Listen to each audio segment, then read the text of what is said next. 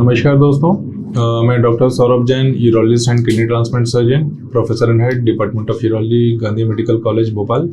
मैं आपका अपने यूट्यूब चैनल पे बहुत स्वागत करता हूं। दोस्तों, हर बार की तरह आज भी हम एक प्रश्न का उत्तर जानने की कोशिश करेंगे कि डॉक्टर, क्या मेरी पेशाब में मैंने आज देखा ब्लड आया है, क्या ये नॉर्मल है? या फिर डॉक्टर, मैंने अपना यूरिन का रूटीन टेस्ट कराया था, मुझे वैसे तो कोई तकलीफ नहीं है, लेकिन मेरे यूरिन के टेस्ट के अंदर आरबीसीज आ रहे हैं, ब्लड आ रहा है, क्या वो नॉर्मल है? तो दोस्तों, मेडिकल टर्म में पेशाब में ब्लड आने को हेमेचूरिया कहते हैं। ये हेमेचूरिया दो तरीके से प्रेजेंट कर सकता है। जैसा हमने देखा कि या तो वो पेशेंट को कोई शिकायत नहीं है, लेकिन रूटीन टेस्ट में वो यूरिन के टेस्ट के अंदर आरबीसीज दिख रहे हैं।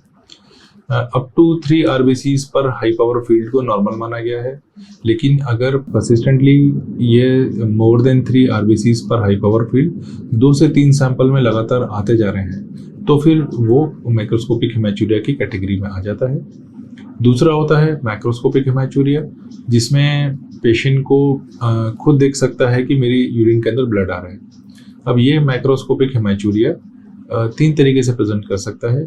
या तो ग्रॉस हेमेचूरिया, पूरा का पूरा पेशाब लाल आ रहा है, या पेशाब के शुरू में 2-3 बूंद खून की आई, उसके बाद पेशाब साफ आ गया, या शुरू में पेशाब साफ आया और एंड में खून की बूंदें निकली हैं। ये हेमेचूरिया ग्रॉस है, इनिशियल हेमेचूरिया है या टर्मिनल हेमेचूरिया है।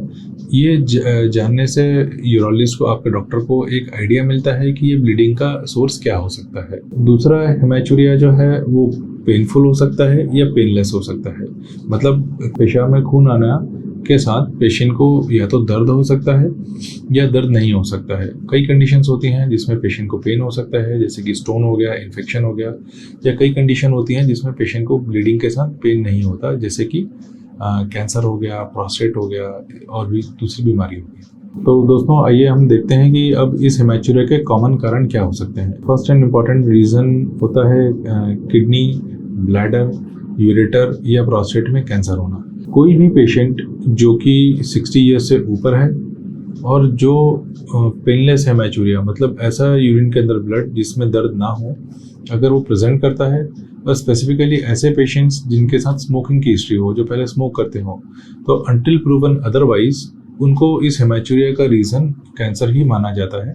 उनको इन्वेस्टिगेट किया जाता है, और अगर कोई दूसरा कारण मिलता है तो ठीक है, नहीं तो उनको किडनी, ब्लैडर और यूरेटर के कैंसर की तरह ही ट्रीट किया जाता है। ऐसे पेशेंट्स में नॉर्मली यूरिन पूरा का पूरा लाल हो सकता है, या फिर शुरू में या एंड में ब्लड आ सकता है, डिपेंडिंग की दिक्कत या जो गठान है वो कहाँ पर है। ऐसे पेशेंट्स में नॉर्मली पेन नहीं होता है। ऐसे पेशेंट्स में नॉर्मली स्मोकिंग की हिस्ट्री होती है, और ऐसे पेशेंट्स में नॉर्मली ये अपने 60 ईयर्स से ऊपर होते हैं।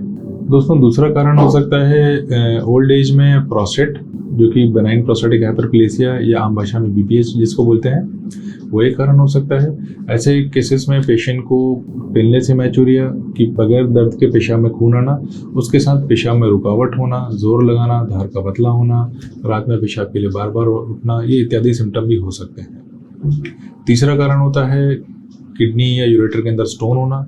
अक्सर ये यंग पेशेंट्स में देखा जाता है, और जिस तरफ स्टोन होता है पेशेंट उस तरफ पेन के साथ प्रेजेंट करता है, और पेन के साथ उसको यूरिन के अंदर ब्लीडिंग होती है।